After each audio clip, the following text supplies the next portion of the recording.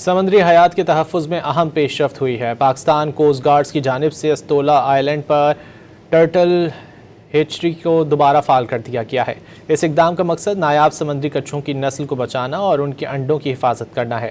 جزیرے پر نایاب نسل کو بچانے اور کچھوں کے انڈوں کی حفاظت کے لیے خصوصی انتظامات کیے گئے ہیں۔ یہ اقدام نہ صرف ماحولیات کے تحفظ کے لیے اہم ہے بلکہ خطے میں حیاتیاتی تنوع کو برقرار رکھنے میں بھی مددگار ثابت ہوگا۔ اس منصوبے کے دوبارہ فعال ہونے سے کچھوں کی تعداد میں اضافہ ہوگا اور قدرتی نظام مزید مضبوط ہوگا۔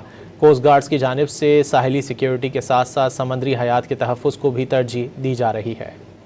سمندری حیات کے تحفظ میں اہم پیش رفت ہوئی ہے۔ پاکستان کوسٹ گارڈز کی جانب سے استولا آئی لینڈ پر ٹرٹل ہیچری کو دوبارہ فعال کر دیا گیا ہے۔ اس اقدام کا مقصد نایاب سمندری کچھوں کی نسل کو بچانا اور ان کے انڈوں کی حفاظت کرنا ہے۔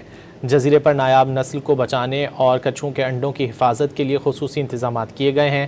یہ اقدام نہ صرف ماحولیات کے تحفظ کے لیے اہم ہے بلکہ خطے میں حیاتیاتی تنوع کو برقرار رکھنے میں بھی مددگار ثابت ہوگا۔